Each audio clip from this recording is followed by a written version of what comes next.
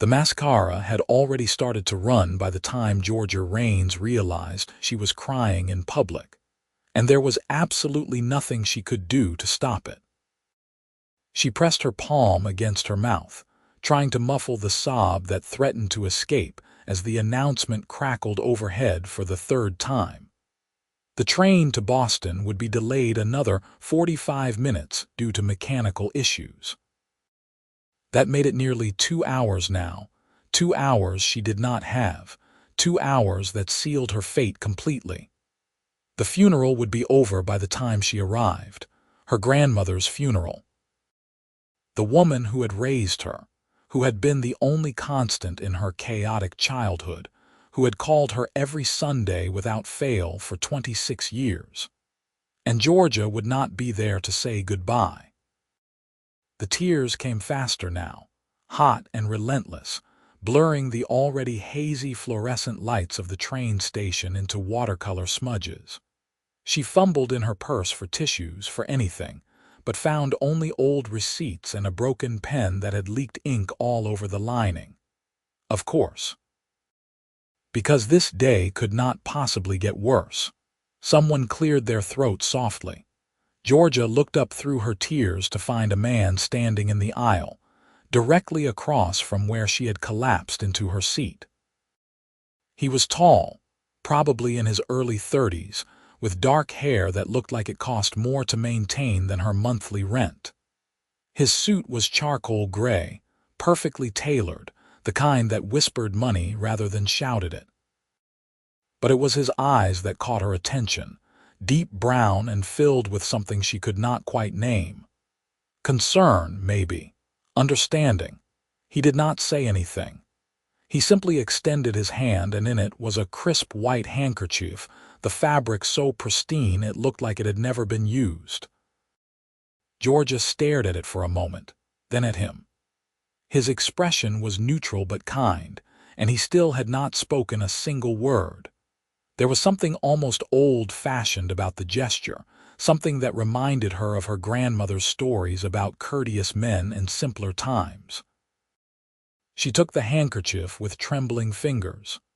"Thank you," she whispered, her voice cracking. He gave her the smallest nod, then moved past her to take the seat directly across the aisle. He pulled out a leather portfolio and began reviewing what looked like architectural plans, giving her privacy even though they sat mere feet apart. Georgia pressed the soft fabric to her face, breathing in the faint scent of expensive cologne and laundry detergent. The handkerchief was monogrammed in the corner with elegant script, Jr. She closed her eyes and let herself cry properly, no longer trying to hide it. Somehow, the kindness of a stranger had broken down the last of her defenses. The PA system crackled again. Another 30 minutes. Georgia wanted to scream. "Is someone meeting you in Boston?" She opened her eyes. The man across the aisle had not looked up from his papers, but he was clearly the one who had spoken.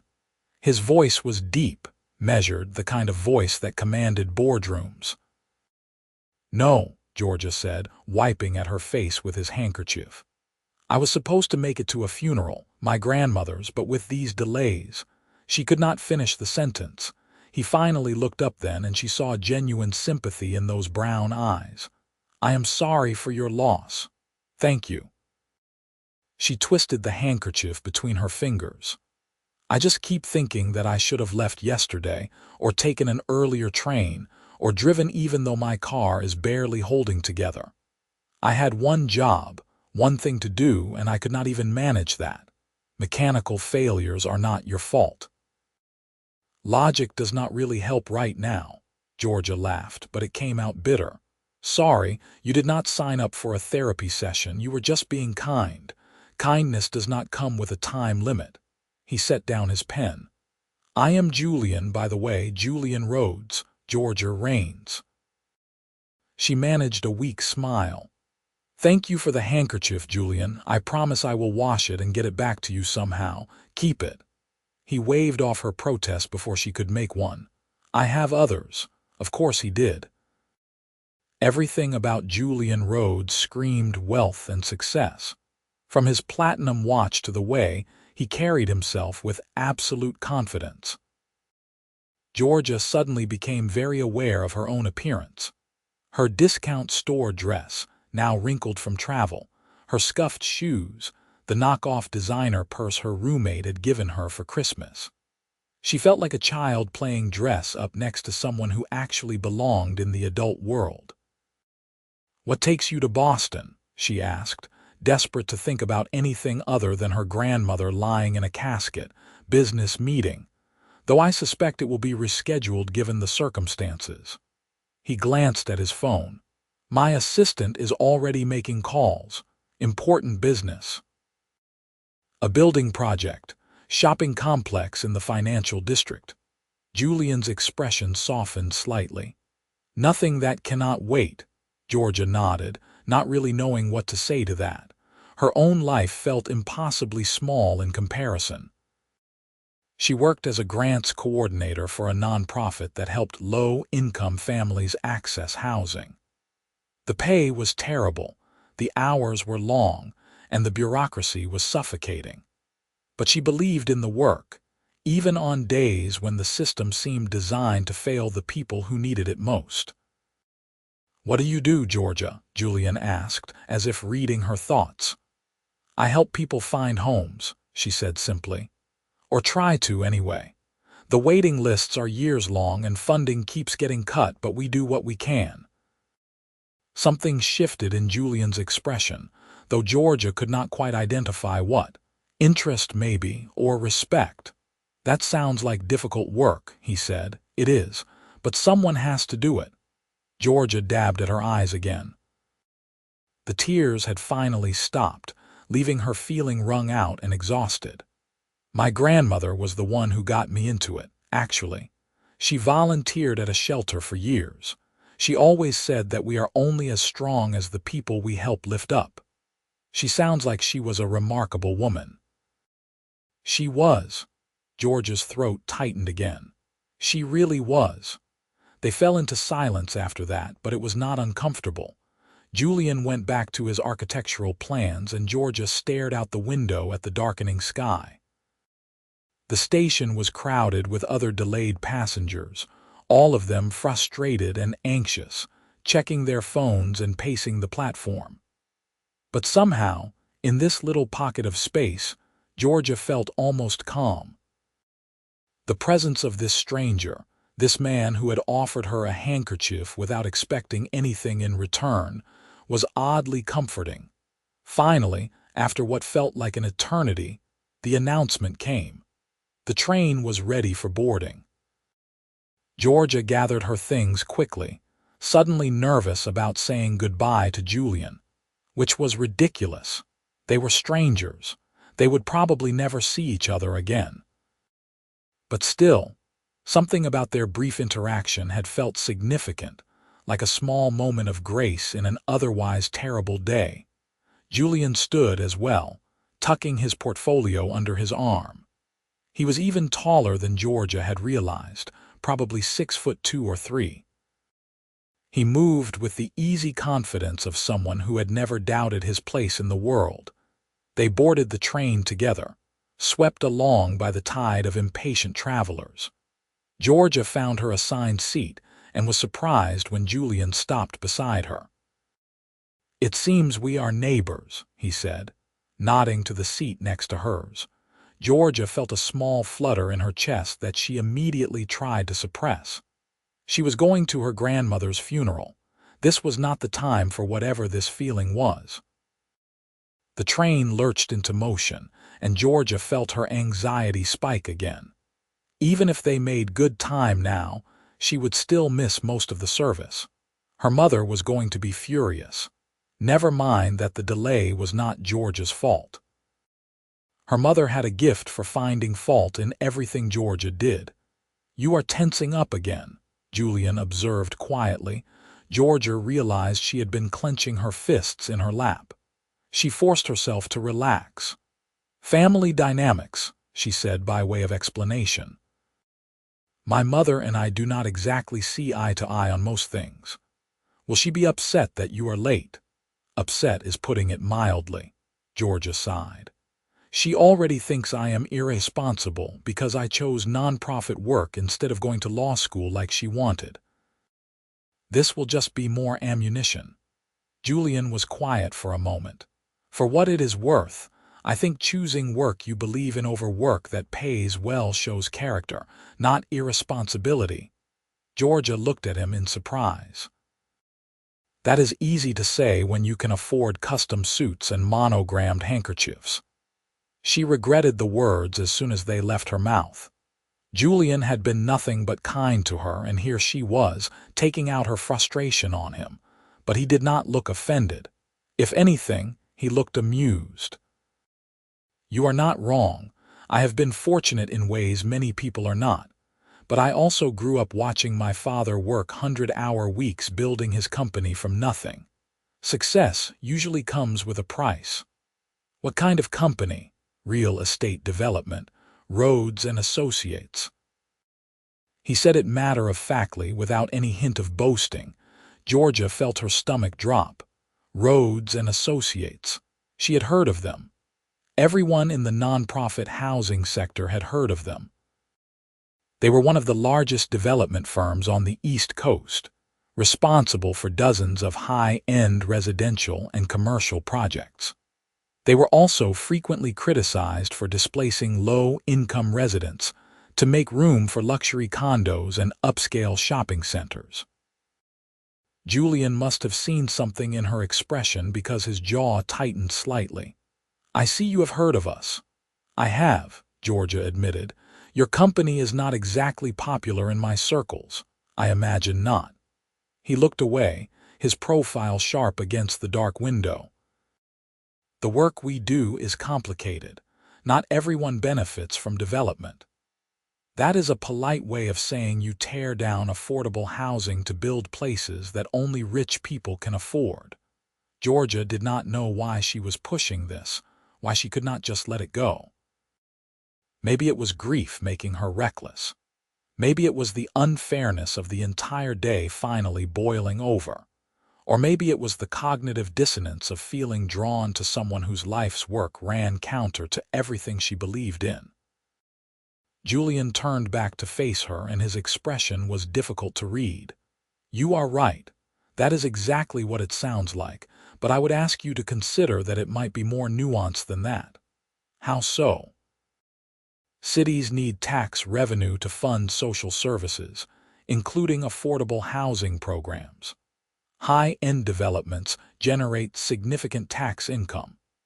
Additionally, many of our projects include affordable housing units as part of the development agreement. Not enough, I will admit that freely, but we work within the systems and regulations that exist. Systems that are designed to benefit people like you. Yes, Julian said simply. They are, and I have spent the last 5 years trying to change that from the inside. Georgia wanted to argue with him, to maintain her righteous anger, but the sincerity in his voice gave her pause. What do you mean? Julian ran a hand through his hair, disrupting its perfect styling. I took over as CEO of Rhodes and Associates when my father retired. One of my first initiatives was to increase the percentage of affordable units in all our new developments to 20%, up from the mandated 12%. I also established a fund that provides low-interest loans to nonprofit housing organizations to purchase and renovate buildings before they can be bought by developers who will flip them for profit. Georgia stared at him. You are the Rhodes in Rhodes and Associates. Guilty. So you are not just wealthy, you are very wealthy. I suppose that depends on how you define very. A hint of humor crept into his voice. But yes, I am financially secure. Georgia leaned back in her seat, processing this information. Julian Rhodes was not just some businessman. He was a millionaire many times over, probably. The CEO of a major development company.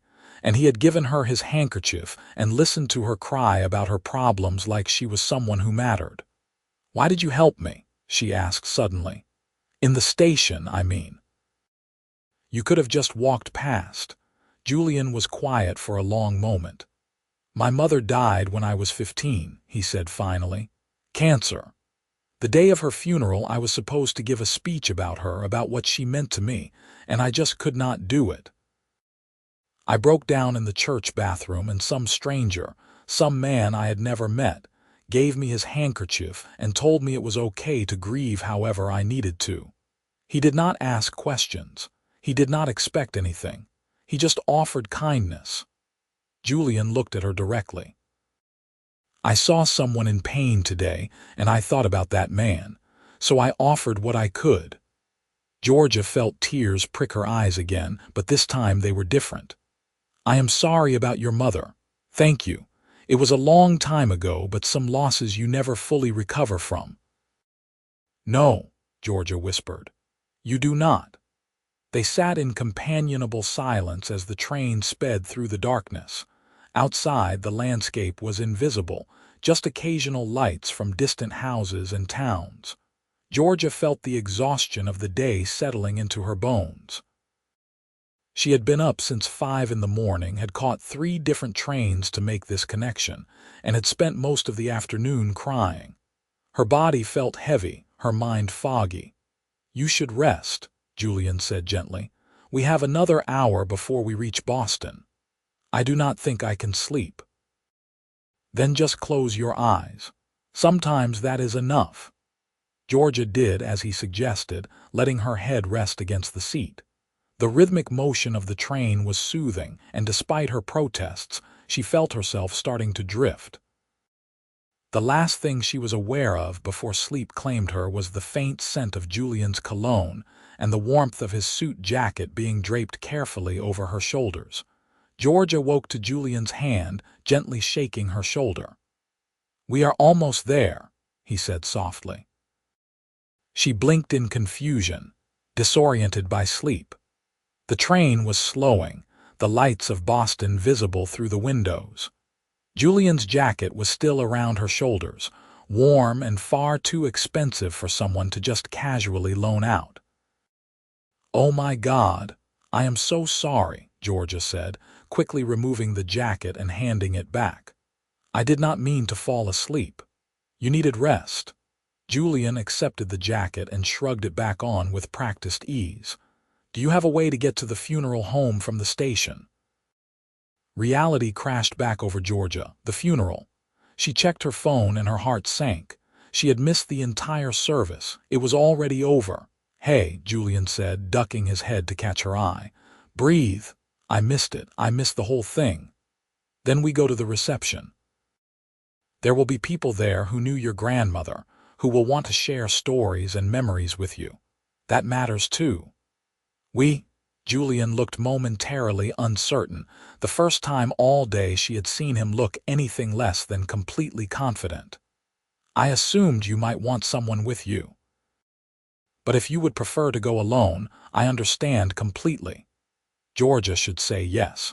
She should thank him for his kindness and let him go to his important business meeting and return to his millionaire life. They were from completely different worlds.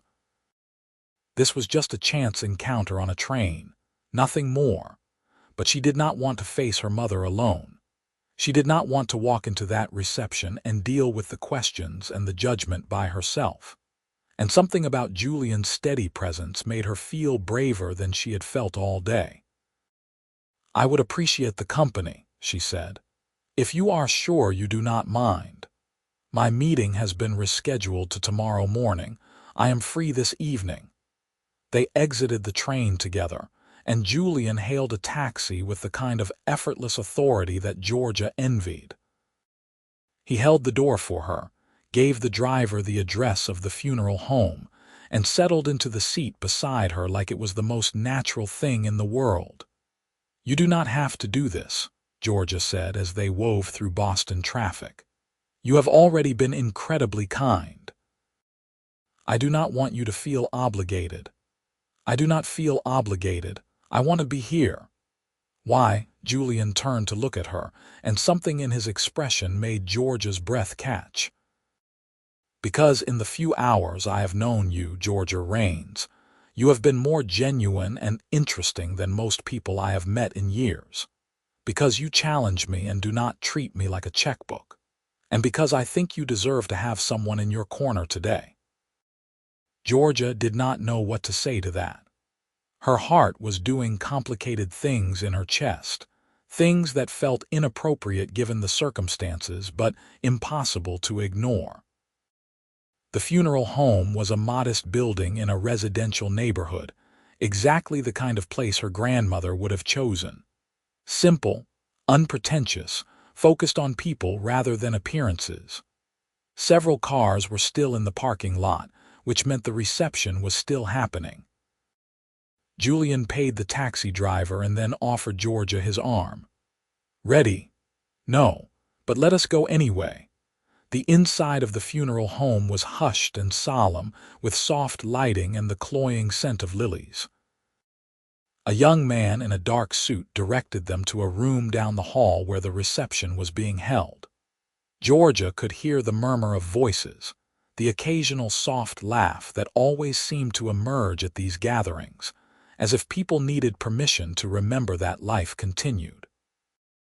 They walked into the room together, and Georgia immediately spotted her mother holding court near the refreshment table. Sandra Raines was a tall, elegant woman who had never quite forgiven her only daughter for being ordinary. She looked up as Georgia entered, and her expression immediately hardened. "Georgia, how nice of you to join us." "Mom, I am so sorry. The train was delayed for hours. I tried to get here as fast as I could." "Of course you did." Sandra's gaze shifted to Julian, and her demeanor changed slightly, the way it always did when she sensed money or status. "And who is this?" "Julian Rhodes. I am a friend of Georgia's." Julian extended his hand, and Sandra shook it with a smile that did not reach her eyes. "Rhodes." "As in Rhodes and Associates?"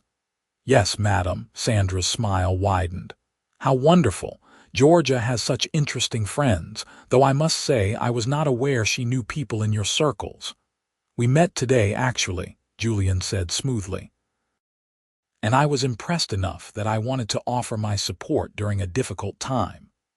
Georgia felt a rush of gratitude toward him. He could have made up some story about them being old friends, could have tried to save her from her mother's thinly veiled criticism. But he had been honest, and somehow that made his presence feel even more meaningful. "How lovely," Sandra said, though her tone suggested she found it anything but. "Georgia, several of your grandmother's friends have been asking about you. Perhaps you should go speak with them." It was a dismissal, clear and cutting. But before Georgia could respond, Julian squeezed her arm gently. "Lead the way," he said to her, effectively cutting Sandra out of the conversation. Georgia wanted to kiss him. They spent the next hour moving through the reception, and Georgia was surprised by how much Julian's presence helped. He did not try to take over or make himself the center of attention. He simply stood beside her, offering silent support as she hugged her grandmother's friends and listened to stories about a woman she had loved, but perhaps had not known as well as she thought. Mrs. Chen, who had lived next door to her grandmother for 30 years, told Georgia about how her grandmother used to bake extra bread every Sunday and leave it on Mrs. Chen's doorstep, because she knew money was tight. Mr. Patterson, from the community garden, shared how her grandmother had taught him everything he knew about growing tomatoes and had never once made him feel foolish for asking questions. Story after story, each one revealing another facet of a life lived with quiet generosity. By the time they finally stepped outside into the cool evening air, Georgia felt wrung out but also strangely at peace. She had not made it to the funeral service, but she had been there for the stories. And maybe Julian was right. Maybe that mattered more. "Thank you for staying," Georgia said as they stood on the funeral home steps. "You did not have to do that, but I am really glad you did." "So am I." Julian checked his watch. "Have you eaten today?" Georgia tried to remember. I had a granola bar on the first train this morning. That is not acceptable. Let me buy you dinner. Julian, you have already done so much. I cannot ask you to do more. You are not asking. I am offering. There is a difference. He smiled, and Georgia felt that flutter in her chest again, stronger this time. Besides, I am starving too, and I hate eating alone. Georgia knew she should say no. She should maintain some boundaries, should not let herself get attached to someone whose life was so fundamentally different from hers. But she was tired of being sensible. Tired of always doing what she should instead of what she wanted.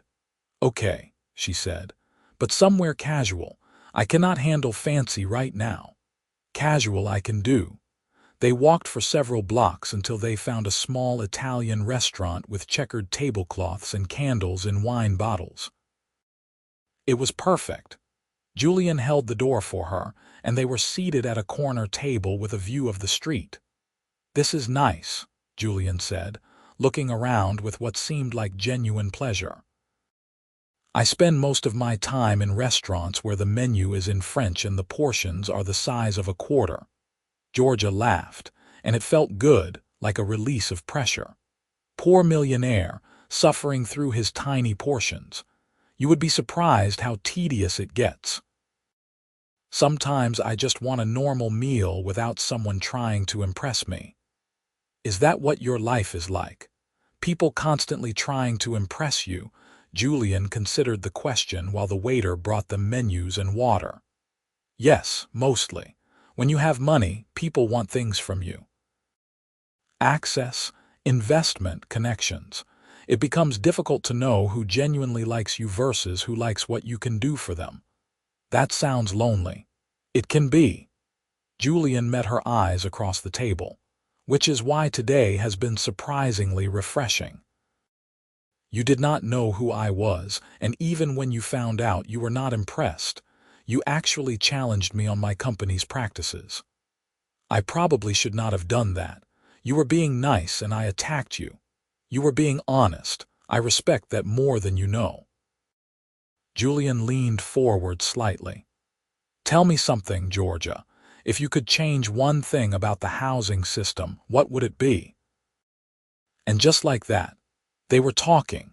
Really talking about policy and funding and the bureaucratic nightmares that prevented good programs from functioning properly.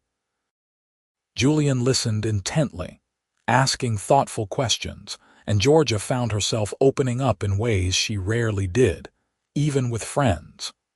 He understood the complexities in a way that surprised her, and when he pushed back on her ideas, it was with genuine curiosity rather than condescension.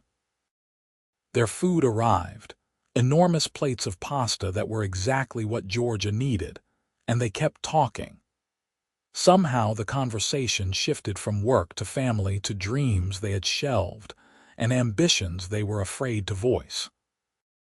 Julian told her about his struggle to modernize his father's company without betraying the man's legacy. Georgia admitted that sometimes she felt like she was failing at everything, that the work never felt like enough, and maybe her mother was right that she should have chosen a more practical path. "Do not do that," Julian said firmly. "Do not diminish what you do. Creating real change requires people who are willing to do the work even when it is thankless and underpaid. That is not failure. That is courage." Georgia felt tears prick her eyes for what felt like the 100th time that day. "How are you real?" Julian smiled, and it transformed his entire face, making him look younger and somehow more approachable. "I could ask you the same thing." They lingered over dinner far longer than necessary, reluctant to let the evening end. But eventually, the restaurant began to empty, and the waiter started giving them pointed looks. Julian insisted on paying despite Georgia's protests, and then they were back out on the street, the city alive with Friday night energy around them. "Where are you staying tonight?" Julian asked. "I have not really thought about it. I should probably find a hotel and then catch a train back tomorrow." "Stay at my place." Georgia's eyes widened. "What?" I have a condo here in Boston, Julian clarified quickly. 3 bedrooms, and I never use 2 of them. You can have your own space, your own bathroom. I just hate the idea of you in some random hotel after the day you have had. Every sensible instinct Georgia possessed screamed at her to decline. She barely knew this man. Yes, he had been kind, and yes, she felt something when she looked at him, but that did not mean she should go to his home. I promise I am not a serial killer, Julian added with a wry smile. And if it makes you more comfortable, my housekeeper lives in the building and can come stay with us. Why are you doing this? Georgia asked. And do not tell me it is just kindness. Nobody is this nice without a reason. Julian was quiet for a long moment. When he spoke, his voice was soft but certain.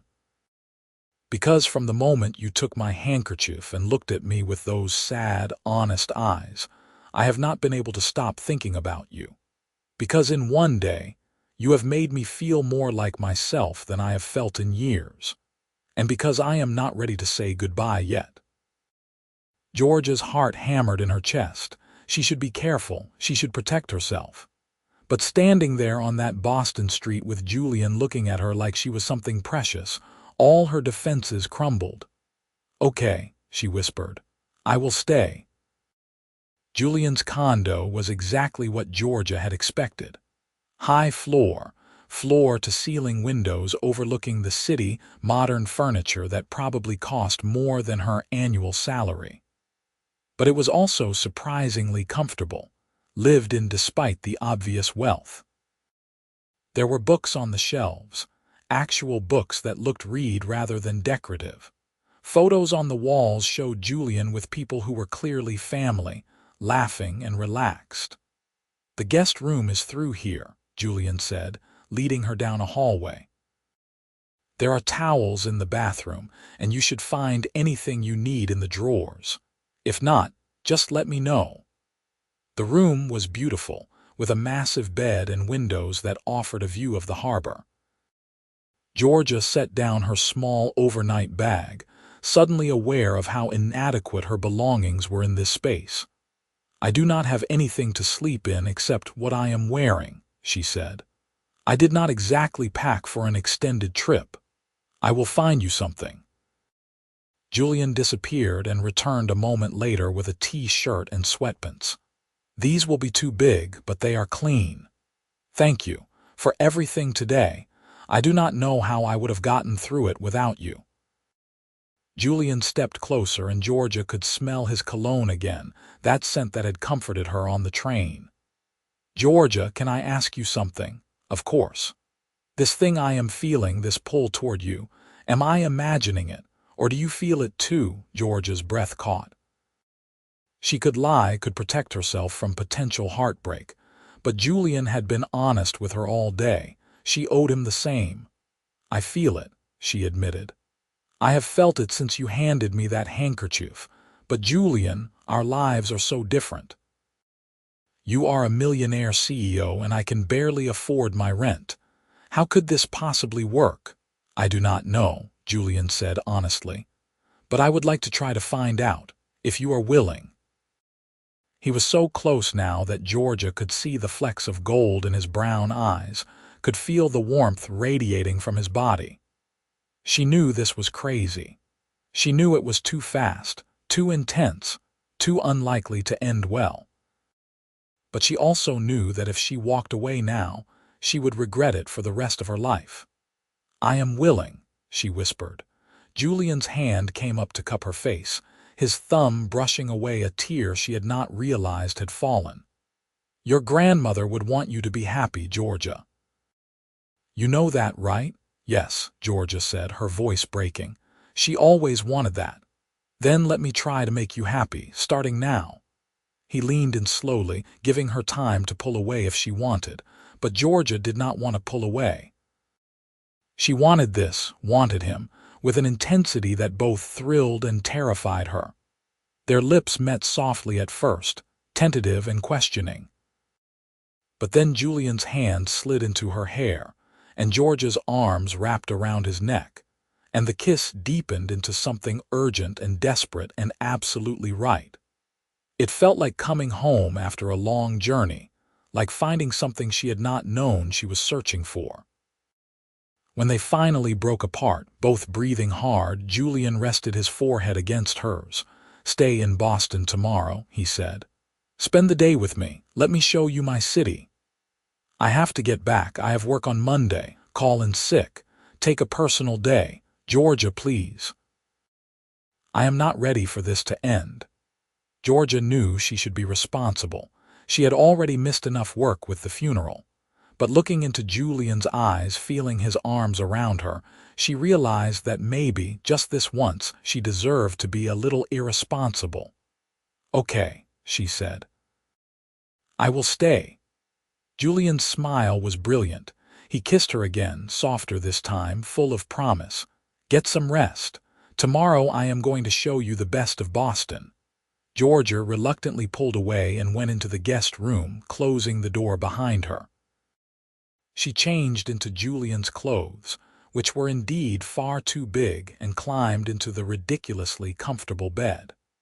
Her phone buzzed with messages from her mother, no doubt criticizing her for leaving the reception early, but Georgia ignored them.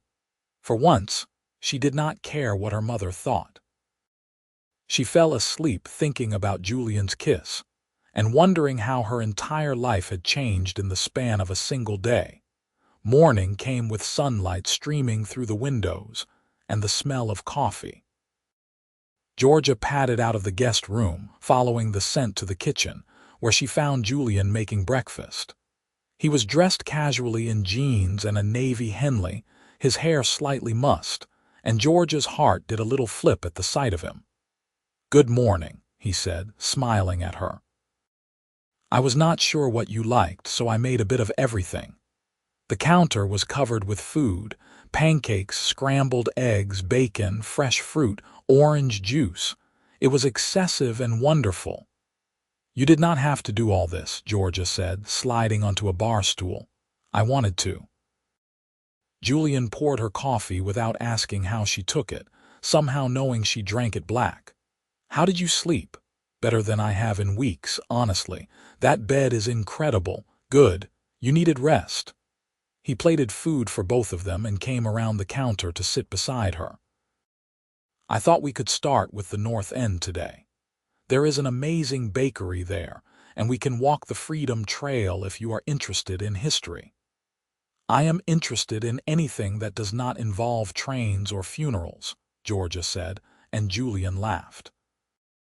They ate breakfast together, the conversation easy and comfortable despite the intensity of the previous night. Georgia kept stealing glances at Julian, trying to reconcile the polished CEO she had first met with this relaxed, warm man making her pancakes in his kitchen. After breakfast, they got ready and headed out into the city. Boston was beautiful in the late autumn light, the trees showing their last brilliant colors before winter set in. Julian took her hand as they walked, and it felt natural, like they had been doing this for years instead of hours. The North End was charming, with narrow streets and Italian restaurants, and the smell of fresh bread wafting from every doorway. Julian led her to a small bakery tucked away on a side street and bought her a cannoli that was probably the best thing she had ever tasted. "This is dangerous," Georgia said, wiping cream from her lips. "I could get very used to this." "That is the idea," Julian said, watching her with an expression that made her feel warm all over. They walked for hours, talking and laughing and discovering each other. Julian showed her his favorite spots in the city, places he had not been to in years because he was always too busy working. Georgia told him about her grandmother, sharing memories that made her laugh and cry in equal measure. And somehow, with Julian beside her, the grief felt more bearable. As they were walking past a small park, Georgia's phone rang. She glanced at the screen and grimaced. "Your mother," Julian guessed. "How did you know? You have a very specific expression when you think about her." Georgia answered the call, bracing herself. "Hi, Mom. Where are you? I called your apartment and your roommate said you had not come home. I am still in Boston. I decided to stay an extra day. With that Rhodes man, Georgia, please tell me you are not doing something foolish. I am spending time with someone I like, Mom. That is not foolish. You barely know him. And men like that do not end up with women like you. They want arm candy and connections, not struggling nonprofit workers with no prospects. The words stung, as they always did, but this time, Georgia felt anger rise to meet the hurt. You know what, Mom? I am tired of you telling me what I am not good enough for. I am 26 years old and I am allowed to make my own choices. I am just trying to protect you from getting hurt. No, you are trying to make me feel as small as you think I am, but I am not small. And I am done apologizing for my life. Georgia hung up before her mother could respond. Her hands were shaking, and she felt simultaneously exhilarated and terrified. Are you okay? Julian asked gently. I just told off my mother for the first time in my life. Georgia laughed, slightly hysterical. Oh my God, I just told off my mother. How does it feel? Scary? Freeing? I do not know. She looked up at Julian. She said men like you do not end up with women like me. Julian's jaw tightened. Your mother is wrong about a lot of things, but she is especially wrong about that. Georgia, I have dated women with trust funds and pedigrees and all the right connections, and not one of them has made me feel the way you do. How do I make you feel? Like I can be myself. Like money and status do not matter. Like I am just Julian, not Julian Rhodes of Rhodes and Associates. He took both her hands in his. Like I am exactly where I am supposed to be. Georgia stood on her toes and kissed him, right there in the middle of the park, not caring who saw. Julian wrapped his arms around her and lifted her slightly off the ground, and Georgia felt like she was flying. They spent the rest of the day exploring the city, stopping for lunch at a small seafood restaurant where Julian insisted she try her first lobster roll. As the sun began to set, they found themselves at the harbor, watching the boats and the play of light on the water. I do not want to go back, Georgia said softly. I know I have to, but I do not want to. Then do not go back. Not permanently, I mean. But what if you did not have to rush home tomorrow? What if you stayed a few more days? Julian, I have responsibilities. Work, my apartment, my life. I know. But humor me for a moment. If those things were not obstacles, would you want to stay? Georgia thought about it. Yes, she admitted. I would. Then stay. Call your work and tell them you need a bereavement week. It is completely reasonable given the circumstances. Stay with me and let me take care of you for a little while. I cannot let you do that. Why not? Because I do not want to be someone you take care of. I do not want to be a charity case. Julian turned to face her fully, his expression serious. Georgia, you could never be a charity case. You are the strongest, most passionate person I have met in years. Taking care of someone you care about is not the same as charity. It is what people do when they are falling for someone. Georgia's heart stopped. Are you falling for me? Yes, Julian said without hesitation. I know it is fast and I know it is crazy, but yes, I am falling for you, Georgia Rains. Tears spilled down Georgia's cheeks, but they were happy tears this time. I am falling for you too. I tried not to, but I cannot help it. Julian kissed her as the sun set over Boston Harbor, and Georgia felt like her entire life had been leading to this moment. Everything that had happened, all the pain and struggle and disappointment, had brought her to this train station, to that delayed train, to Julian Rhodes and his handkerchief and his kind eyes. Georgia did stay. She called her boss, who was sympathetic about her grandmother's death and approved a week of bereavement leave without question. She called her roommate and asked her to water her plants and bring in the mail. And then she let herself simply be present with Julian, exploring Boston and exploring this new thing growing between them. They fell into an easy routine. Julian had his business meeting, which went well, and then cleared his schedule for the rest of the week. They visited museums and tried new restaurants and spent long evenings in his condo talking about everything and nothing. Julian introduced her to his younger sister, Madison, who came over for dinner one night and immediately loved Georgia, much to Julian's obvious relief. "You are so different from his usual type," Madison said cheerfully, apparently unaware that her comment could be interpreted as an insult. "You are real. I like you." "I like you too," Georgia said, and meant it.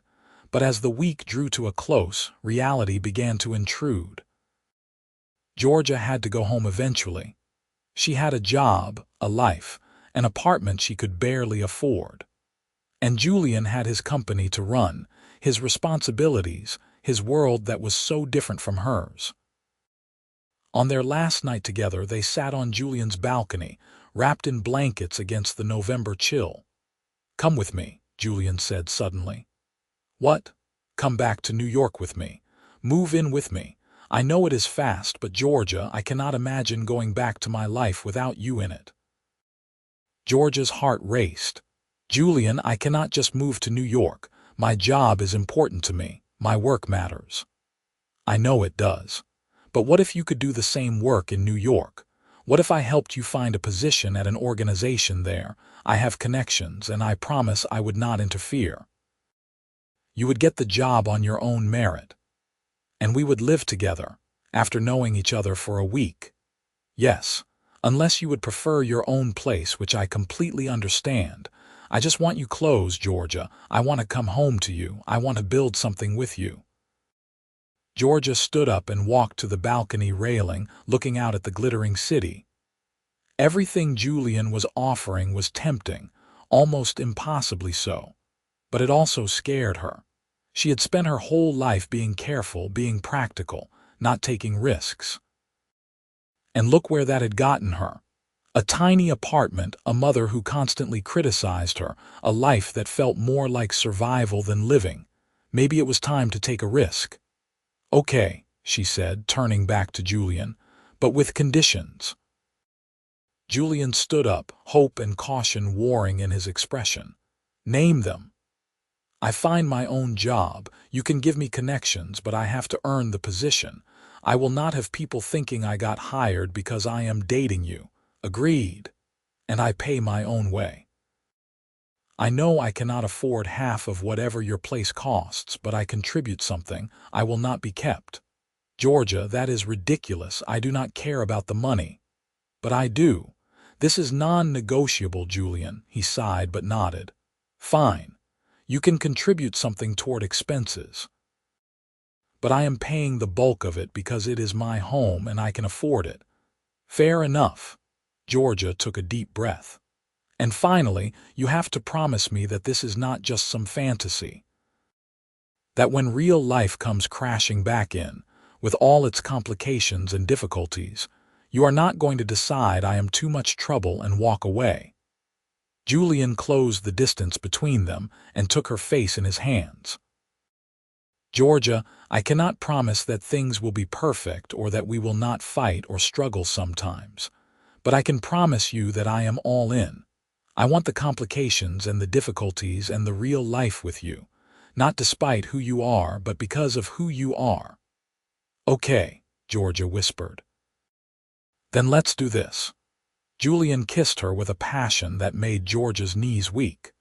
They went inside and spent the night tangled together, exploring each other with a hunger that had been building all week.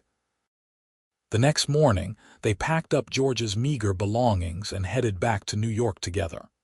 Georgia's roommate was surprised but supportive, helping her pack up the rest of her things while Julian hired movers to transport everything to his Manhattan apartment. "Are you sure about this?" her roommate asked as they were taping up boxes. "I mean, he seems great, but it is really fast." "I know it is," Georgia said, "but sometimes you just know you know." "That is a lot of knowing in one sentence," Georgia laughed. "I am terrified." But I am also more excited about life than I have been in years. That has to count for something, right? Moving in with Julian was an adjustment. His apartment was even more impressive than the Boston condo, a penthouse with a terrace and views of Central Park. Georgia felt out of place at first, afraid to touch anything, hyper-aware of her discount store clothes hanging in the closet next to Julian's designer suits. But Julian was patient and attentive, always making sure she felt comfortable. He cleared out drawers and closet space for her without being asked. He took her shopping and bought her new clothes, overriding her protests by pointing out that she needed professional attire for job interviews anyway. "I am not trying to change you," he said firmly. "I am trying to make your life easier. There is a difference." Georgia started job hunting immediately, determined to hold up her end of the bargain. She sent out dozens of applications and went on several interviews. Julian was true to his word, providing connections but never interfering. After 3 weeks of searching, she was offered a position as the program director for a housing nonprofit in Queens. The salary was better than her old job, and the work was meaningful. She accepted immediately. As Georgia settled into her new life, she and Julian navigated the complexities of merging two very different worlds. He attended her work events and genuinely engaged with her colleagues, asking thoughtful questions, and even making a significant donation to her organization. She accompanied him to business dinners and charity galas, learning to navigate the wealthy social circles he moved in, though she never felt entirely comfortable there. They had their first real fight about 6 weeks in, when Julian surprised her with an expensive necklace for no particular reason. "I cannot accept this," Georgia said, staring at the diamond pendant. "Why not? I wanted to get you something nice." "Julian, this probably costs more than I make in 3 months. It is too much." "That is exactly why I bought it. I have more money than I could spend in 10 lifetimes, and I want to use some of it to make you happy." "But it does not make me happy. It makes me feel like you are trying to buy me, like I am some pretty thing you dress up and show off." Julian's face had gone hard. "That is not fair. I have never treated you like that. Then why do you keep trying to give me things? I told you from the beginning that I wanted to be your equal, not your dependent. You are my equal. Accepting gifts does not change that." They had argued back and forth, both of them frustrated and hurt, until finally, Julian had stormed out to his office and Georgia had locked herself in the bedroom. But an hour later, Julian had knocked softly on the door. "Can I come in?" Georgia opened the door and they stood looking at each other for a long moment. "I am sorry," Julian said. "You are right. I was not listening to what you needed. I am used to showing affection by providing things. It is how my father operated and I never questioned it. But you are not like anyone I have ever dated, and I need to learn what makes you feel loved."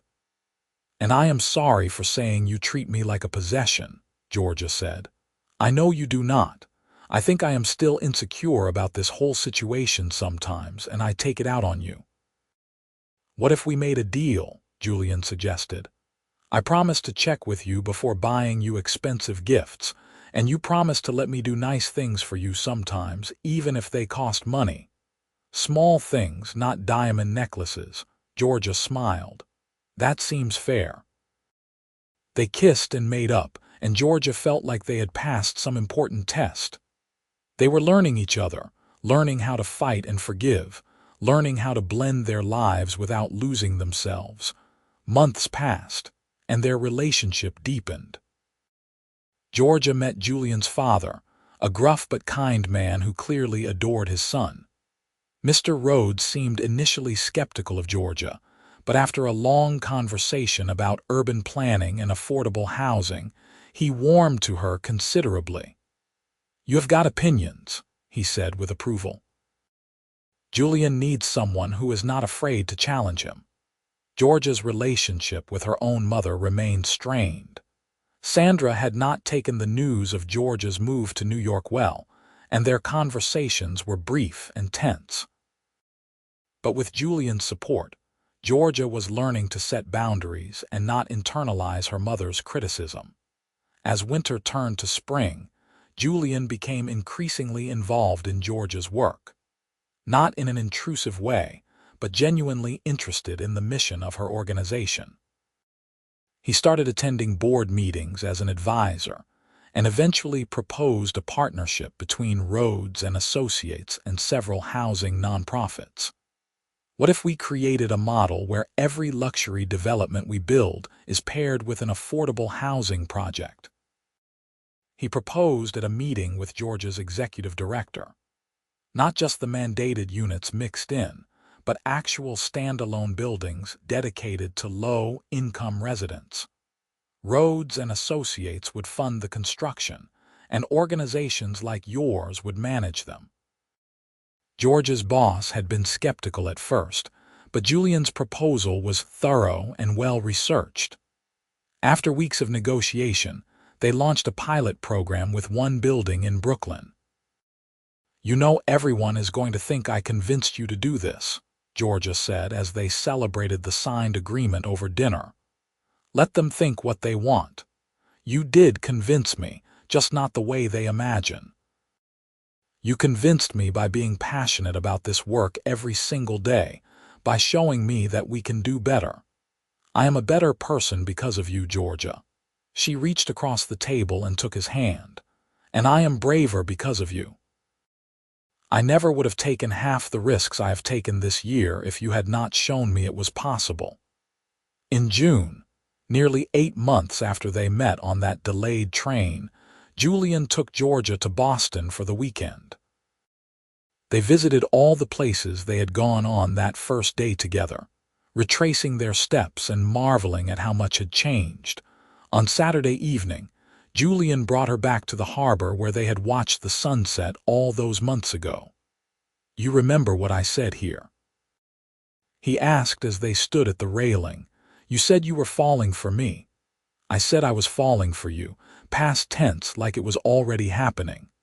Julian turned to face her, and Georgia saw that he was nervous, which was unlike him.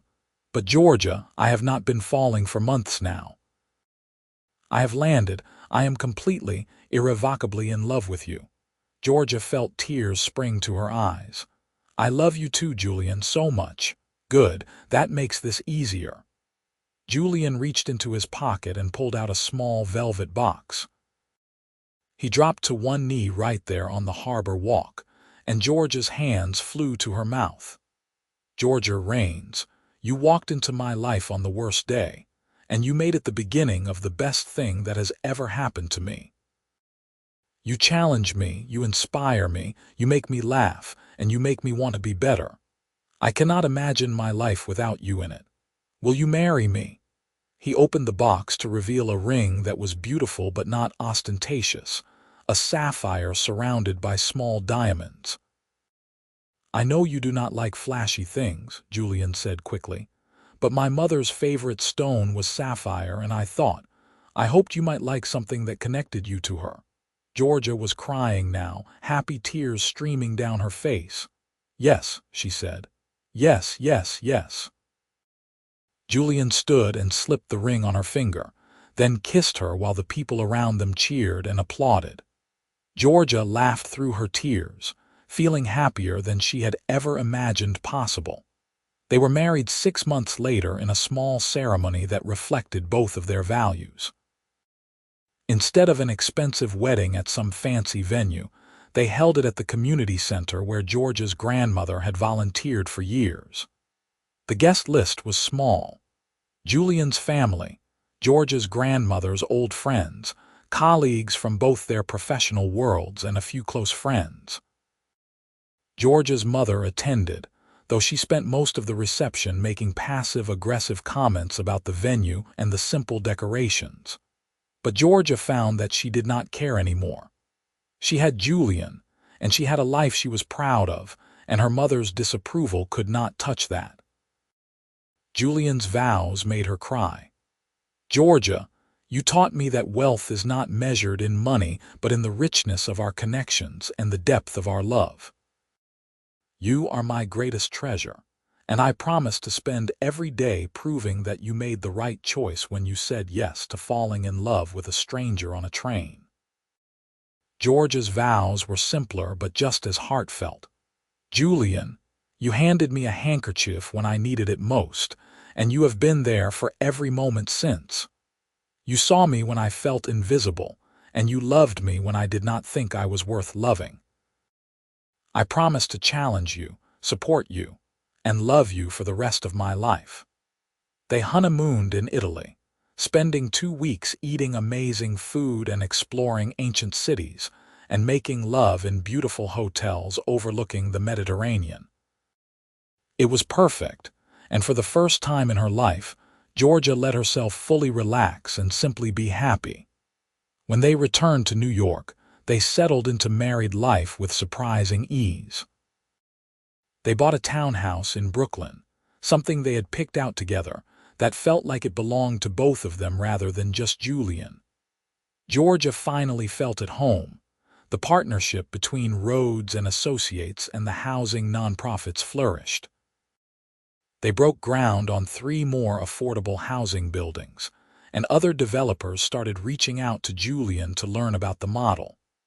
He was featured in several business magazines, talking about the importance of ethical development and giving back to the community.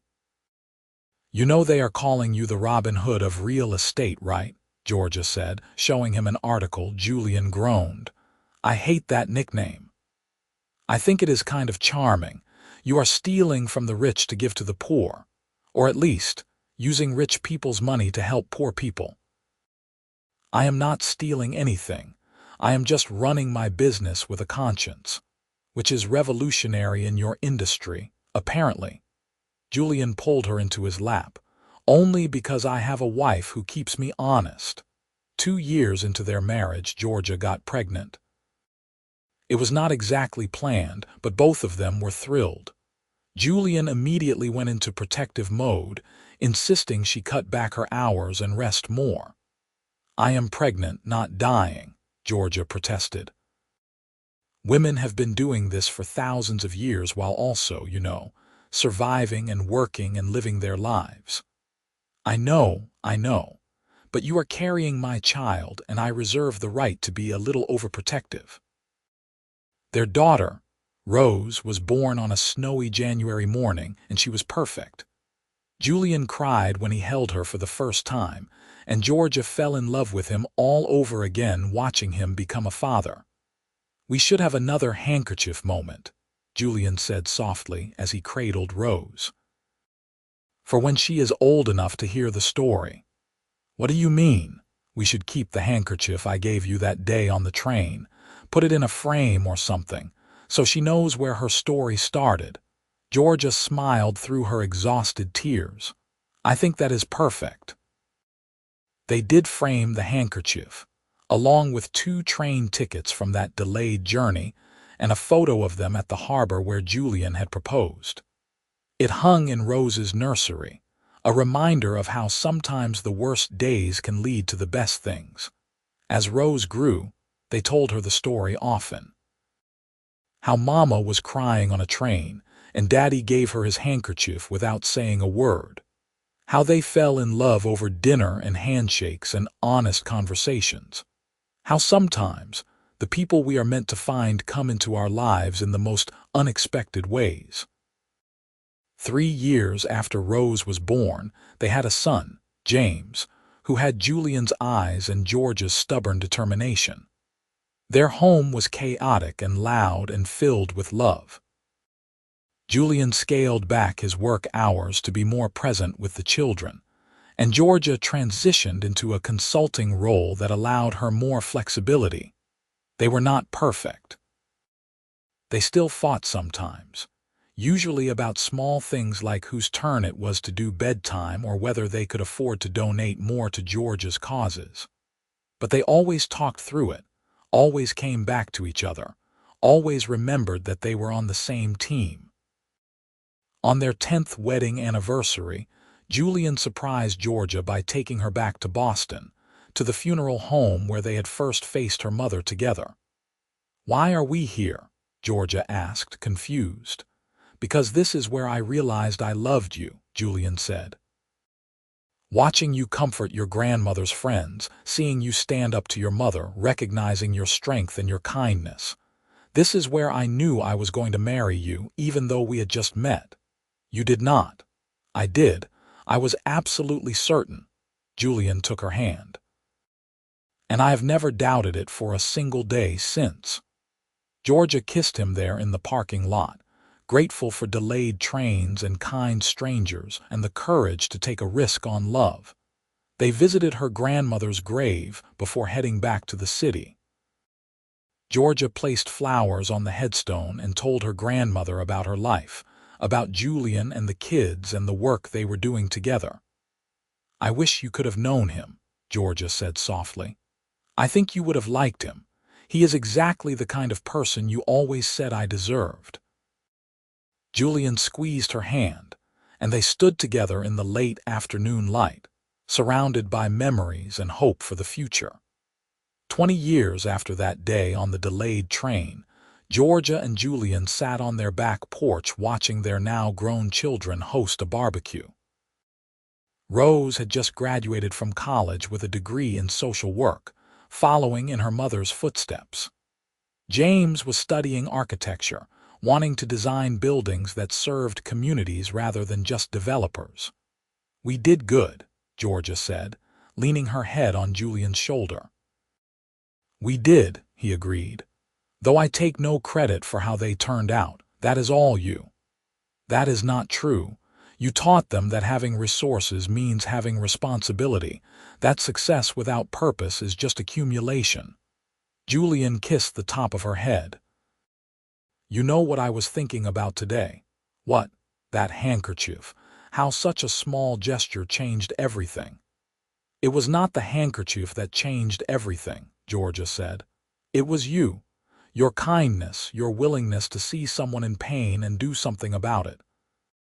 That is who you are, Julian Rhodes. And you are the woman who took a chance on a stranger with a handkerchief and turned his whole life around." They sat in comfortable silence, watching their children laugh and argue and love each other the way siblings do. The late summer air was warm, and the sound of their family filled the evening. Georgia thought about all the trains she had taken in her life, all the delays and frustrations and small disappointments that had seemed so important at the time. But this one delay, this one moment of tears and frustration, had led to everything good in her life. It had led to Julian, to their children, to a partnership that had created real change in the world. It had led her home. "What are you thinking about?" Julian asked. "Just that I would take 1,000 delayed trains if they all led me to you." Julian smiled and pulled her closer. "Good thing you only needed one." As the sun set over their backyard, and their children called them over to join the party, Georgia took Julian's hand and stood. They walked together toward the laughter and light. Two people who had found each other in the midst of chaos and built a life worth living. The handkerchief that had started it all hung framed in their bedroom now, a reminder that sometimes the smallest acts of kindness can change everything.